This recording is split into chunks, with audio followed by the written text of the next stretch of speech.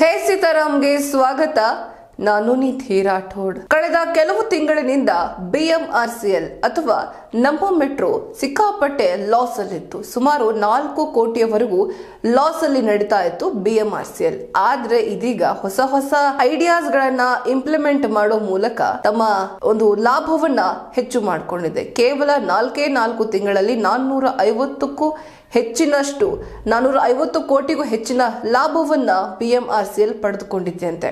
ಇನ್ನು ಈ ಬಗ್ಗೆ ಒಂದು ಲೆಕ್ಕಾಚಾರ ಅಥವಾ ಒಂದು ಅಧಿಕೃತ ಪ್ರಕಟಣೆಯನ್ನು ಸಹ ಹೊರಡಿಸಿದೆ. ಬನ್ನಿ ಹಾಗಾದ್ರೆ ಆ ಪ್ರಕಟಣೆಯಲ್ಲಿ ಬಿಎಂಆರ್ಸಿಎಲ್ಗೆ ಆದಂತಹ ಲಾಭ ಎಷ್ಟು, ಅದು ಇನ್ನು ಯಾವ್ಯಾವ ದಾರಿಗಳ ಮೂಲಕ ಈ ಲಾಭ ಪಡ್ಕೊಳ್ಳೋದಕ್ಕೆ ಸಹಾಯ ಆಗಿದೆ, ಇನ್ನು ಈ ಮೆಟ್ರೋದಲ್ಲಿ ಸಂಚಾರ ಮಾಡುವವರ ಸಂಖ್ಯೆ ಕೂಡ ಜಾಸ್ತಿ ಆಗಿದೆ. ಹಾಗಾದ್ರೆ ಎಷ್ಟು ಪ್ರಮಾಣದಲ್ಲಿ ಜಾಸ್ತಿ ಆಗಿದೆ, ಇದೆಲ್ಲದರ ವರದಿಯನ್ನು ನೋಡೋಣ. ನಷ್ಟದಲ್ಲಿ ಸಾಗುತ್ತಿರುವ ಸಾರ್ವಜನಿಕ ಸಾರಿಗೆ ವ್ಯವಸ್ಥೆಯ ನಡುವೆ ನಮ್ಮ ಮೆಟ್ರೋ ಲಾಭದ ಹಳಿಗೆ ಮರಳಿದೆ.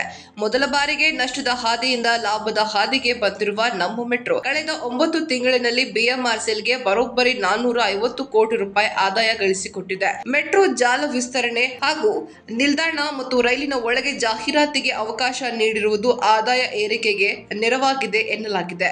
ನಮ್ಮ ಮೆಟ್ರೋ ಏಪ್ರಿಲ್ನಿಂದ ಡಿಸೆಂಬರ್ನವರೆಗೆ ಜಾಹೀರಾತಿನ ಮೂಲಕ ಬರೋಬ್ಬರಿ 50 ಕೋಟಿ ರೂಪಾಯಿ ಆದಾಯ ಗಳಿಸಿದೆ.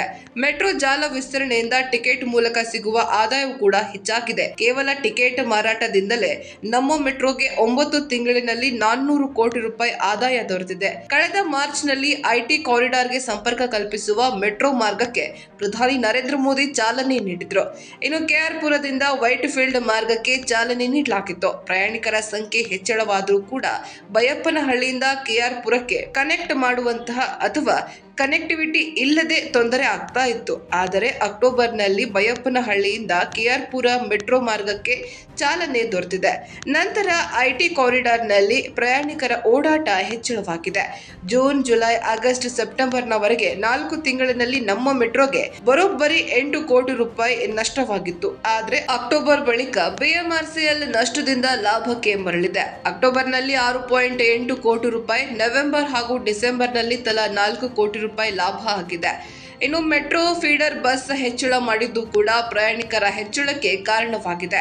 2023ರ ಜನವರಿಯಲ್ಲಿ ಪ್ರತಿನಿತ್ಯ ಸುಮಾರು 5.32 ಲಕ್ಷ ಜನರು ಪ್ರಯಾಣ ಮಾಡ್ತಾ ಇದ್ರು. ಇನ್ನು ಬೆಂಗಳೂರಿನಲ್ಲಿ ವರ್ಷದಿಂದ ವರ್ಷಕ್ಕೆ ಮೆಟ್ರೋ ಪ್ರಯಾಣಿಕರ ಸಂಖ್ಯೆ ಹೆಚ್ಚಾಗ್ತಾ ಇದೆ. ಪ್ರಯಾಣಿಕರ ಸಂಖ್ಯೆಯಲ್ಲಿ ಕಳೆದ ಒಂದೇ ವರ್ಷದಲ್ಲಿ ಸುಮಾರು 30% ಏರಿಕೆಯಾಗಿದೆ. ಈಗ ಪ್ರತಿನಿತ್ಯ ಸರಾಸರಿ 6.88 ಲಕ್ಷ ಪ್ರಯಾಣಿಕರು ಮೆಟ್ರೋದಲ್ಲಿ ಸಂಚರಿಸುತ್ತಾರೆ. ಇದೇ ರೀತಿಯ ಮತ್ತಷ್ಟು ಅಪ್ಡೇಟ್ಸ್ಗಾಗಿ ನೋಡ್ತಾ ಇರಿ ಹೇ ಸೀತಾರಾಮ್. ಇದು ಸತ್ಯದ ಕೈಗನ್ನಡಿ.